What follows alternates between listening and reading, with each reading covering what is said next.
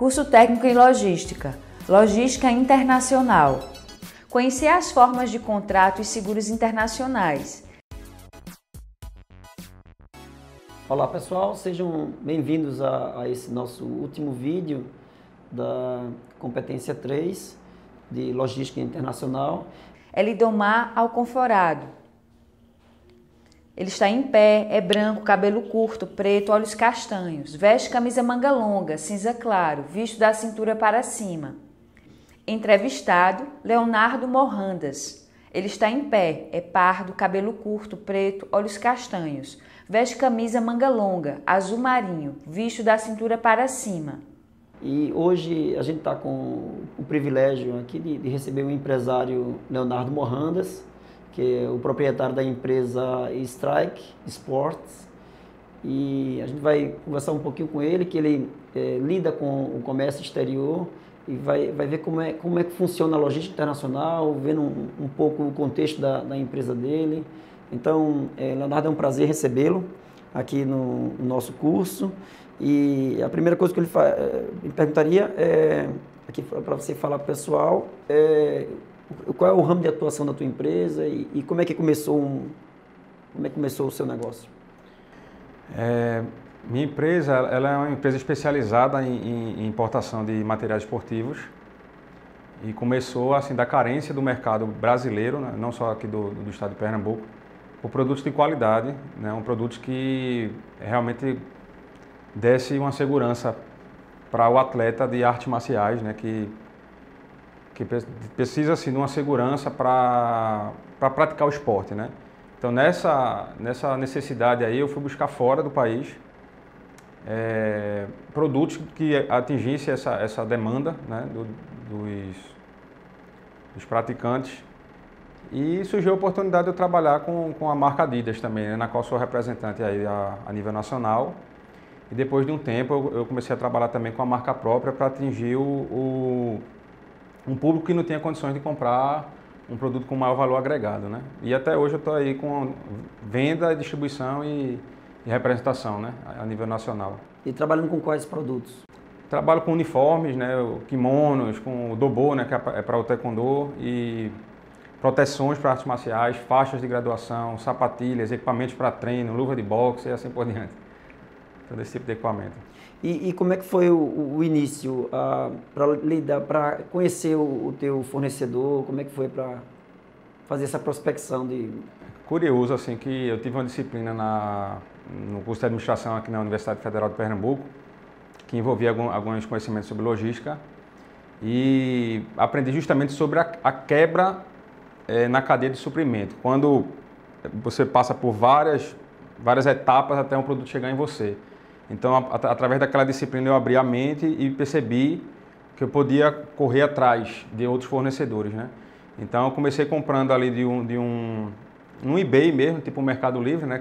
Que tem nos Estados Unidos, aí, que atende o mundo inteiro. E depois eu fui quebrando as cadeias até me tornar fabricante, né? Até eu comprar da fábrica que fabrica para Adidas. E eu fui passo a passo até chegar nesse nível. Aí hoje eu trabalho com Adidas, né? Comprando deles e também fabricando a minha marca própria. A sua marca própria, o fornecedor é de que país? Tem China, Paquistão, Coreia do Sul, geralmente países ali da Ásia, né, Oriente Médio. Como é que a comunicação com esse Toda pessoal? em inglês. Tudo em inglês. Tudo em inglês, com o pessoal.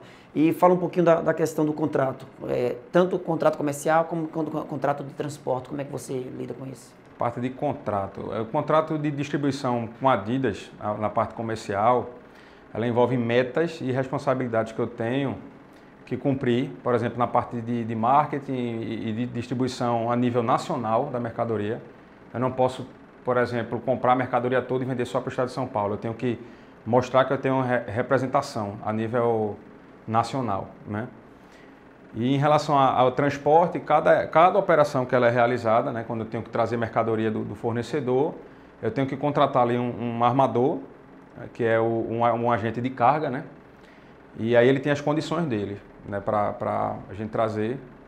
E uma coisa que eu costumo dizer, se você ler o contrato que tem dizendo ali, todos aqueles detalhes ali, você não traz a carga, porque como ele tem a capacidade do transporte, ele meio que você fica um pouco na mão de quem traz, né, a mercadoria.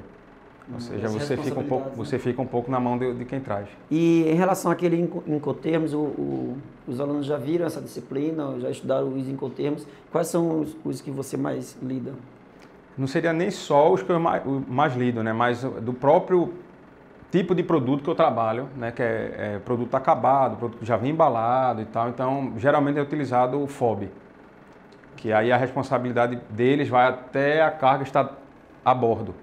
Sim, sim. Free on board. Okay. Isso. E aí alguns casos, por exemplo, quando é mais próximo da origem da China ali, eles negociam um CIF. Ou então se eu fizesse uma compra muito grande, aí eu poderia talvez negociar aí também, que eles pagassem o frete, a responsabilidade fosse deles. Né? E ele paga o frete e já deixa a carga desembaraçada aqui no porto para você. Não, aí esse não seria dessa forma. Eu teria aí o custo, eles teriam o custo do transporte, o seguro e o frete. Eles pagariam e a responsabilidade vem até o porto. Vem até o porto. E aí o desembaraço... Até o porto de destino, sim, né? Aí o desembaraço doméstico aqui, aí seria com você. Comigo. Toda essa parte de desembaraço aí fica a minha gente. E como é que você aprendeu? Fala um pouquinho para o nosso aluno de técnico de logística. Às vezes a gente pensa que isso é uma coisa muito complicada. Como é que é essa questão do desembaraço, da aduana, de quando chega um produto, uma carga no exterior, vem nos containers ou de 20 polegadas ou de 40 polegadas, para você receber o teu produto, colocar no armazém e chegar até a tua empresa? Até a minha empresa. Por curiosidade, eu estou até recebendo aí uma mercadoria amanhã, aí eu vou justamente contar como é que vai ser. A carga chega no porto, né, depois de um período que a gente chama de transit time, né? E depois desse período, passam uns 2 dias mais ou menos, a carga fica pronta para registrar a ADI, que chama, que é a Declaração de Importação, que quem faz é justamente o despachante. E quando ela dá o sinal lá de que pode ser registrado, você tem que pagar os impostos, né, dar autorização para o despachante aduaneiro registrar essa declaração de importação e os impostos são todos debitados imediatamente. Após esse registro, aí sai um canal que tem as cores, né, e todo importador tem medo desse canal, que é vermelho, amarelo e verde. Quando dá canal verde, a carga é automaticamente liberada e já pode seguir para meu armazém. Quando dá amarelo, eu tenho que... O fiscal ele faz uma análise documental dos documentos da importação. E quando dá vermelho, ele faz uma conferência física no container, né? Ele tem que posicionar o container, abrir o container, tudo isso tem custos. Isso é aleatório para dar essas cores? Ou... Isso não é claro, né? Isso não é muito claro, mas dizem, né, que é aleatório. Salvo quando tem operações especiais aí alguma operação da Receita Federal que praticamente toda a carga dá canal vermelho. Ou então se você tem algum histórico negativo com Receita Federal, alguma coisa do tipo. Mas assim, mesmo que você seja 100% tranquilo assim, em suas importações, pode você fazer 5 operações da canal verde e uma da vermelho. Sim. E você fica sem saber o porquê. E há algum gargalo nessa logística? Aí, o que é que você... Já houve problema com a carga? E quais são os aspectos positivos que você vê nesse transporte e os negativos? Na parte de transporte, assim, a gente tem sofrido um pouco por conta da crise. A demanda por transporte para o Brasil tem diminuído bastante.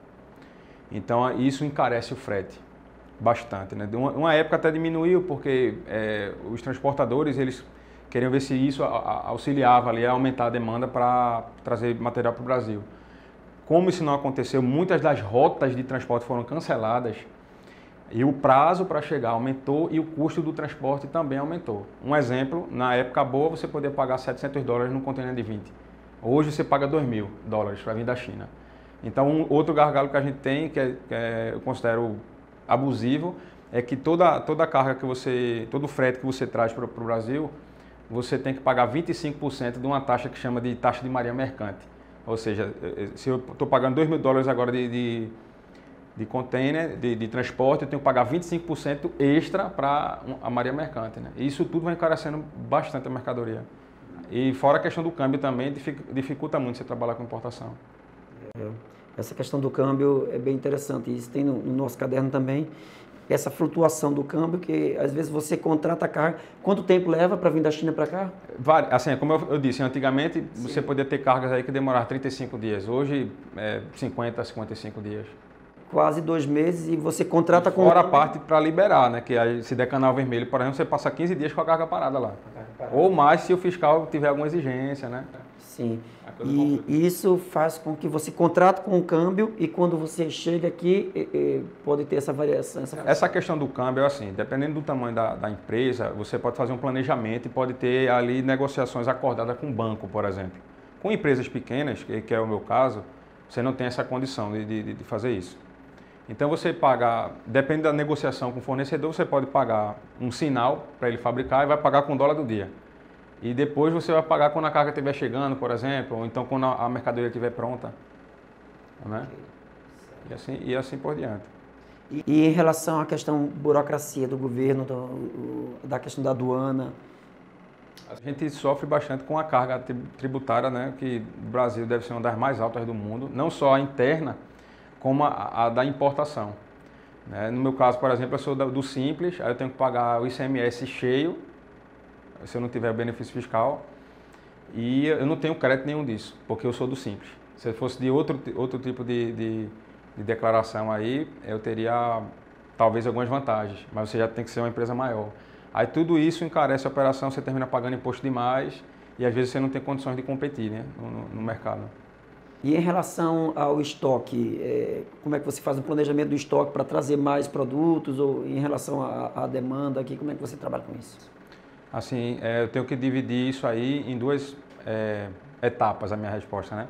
No caso da Adidas, eu tenho uma obrigação anual, né, por conta até do contrato, de atingir uma meta. Então eu tenho ali que chegar no valor mínimo, né, de compras anualmente, e esse estoque ele é configurado de acordo com a demanda do cliente, né? O pedido ele é configurado de acordo com o histórico de vendas daqueles produtos. Mas mesmo assim eu ainda tenho que ter alguns produtos que não têm saída por conta que eu tenho que ter ali um mix de produtos diferenciado. Também tem isso no contrato. Mesmo que eu não venda, eu tenho que ter isso aí para entregar. Em relação à minha marca, eu tenho mais liberdade, né, que é a Strike. E aí eu também atuo de acordo com a demanda do público e tenho quantidade também dos produtos, né? Se um produto de repente não tem saída, eu simplesmente tiro ele do catálogo e passo a investir em algum outro segmento.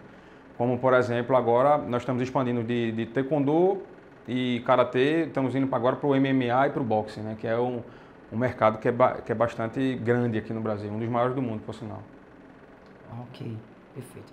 E para a gente finalizar, esse papo tão interessante, qual é o conselho que você daria aí para o técnico em logística e para quem quer se aventurar e trabalhar com comércio exterior? O que é que você diria para o nosso estudante? O conselho que eu tenho para dar é que você estude bastante, porque a legislação muda constantemente.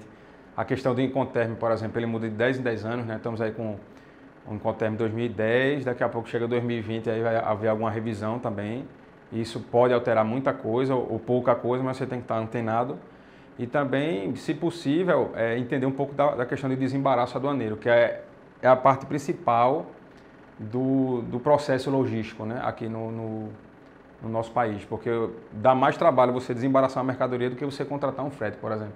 Isso aí você não tem tanto problema, né, inclusive. Seria um campo de atuação, né, para um técnico logístico se especializar em... Pode se especializar na parte inicialmente aí, trabalhando com algum despachante aduaneiro para ter aquela aprendizagem prática, fazer cursos também na área, né, de formação de despacho aduaneiro, ou até mesmo em logística internacional, e seguindo esse caminho aí pode conseguir uma carreira muito boa, principalmente se você conseguir autorização para ser um despachante aduaneiro, né, que aí você pode ter bons clientes aí, e os valores que você paga por um desembaraço são interessantes, né? Dá para seguir uma carreira inteira aí nessa área. E só a última mesmo pergunta você está bem com a sua empresa? Como é que está o seu negócio? Assim, nós tivemos aí um pouco de sorte aí por conta das Olimpíadas, né? Em 2016, mesmo estando na crise, mas ainda conseguimos estar bem, né?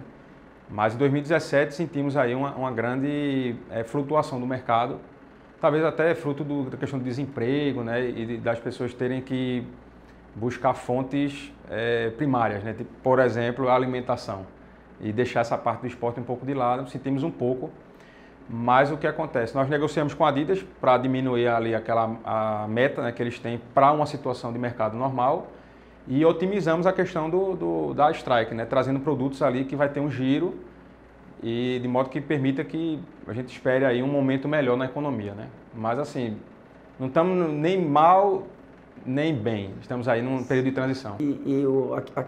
Você sente isso aqui na economia local também?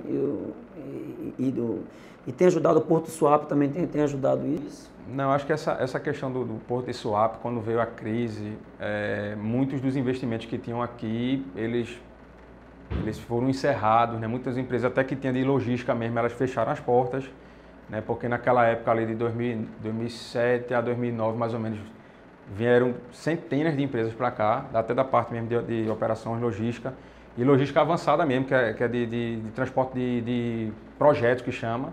O transporte de projeto é, por exemplo, se você quiser trazer uma montanha-russa, você não vai trazer dentro de um container.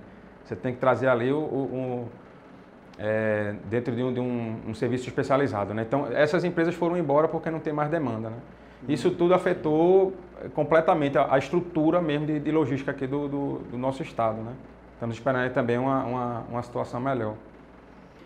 Ok, então a gente agradece aí ao Leonardo Morandas, muito interessante a gente ter essa visão prática aí, da vivência prática dele, e a gente espera agora que os alunos leiam o caderno, façam a atividade semanal, né, façam o projeto, vejam os links e os vídeos complementares, e o que tiver de dúvida é só entrar em contato com a gente. Até a próxima. Obrigado.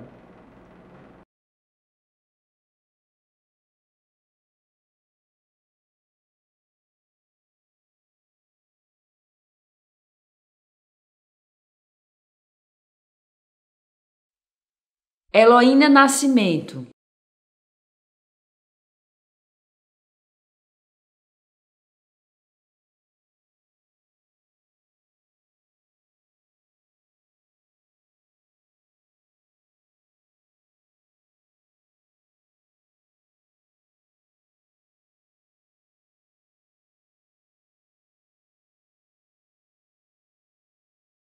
Entrevistado: Leonardo Morandas.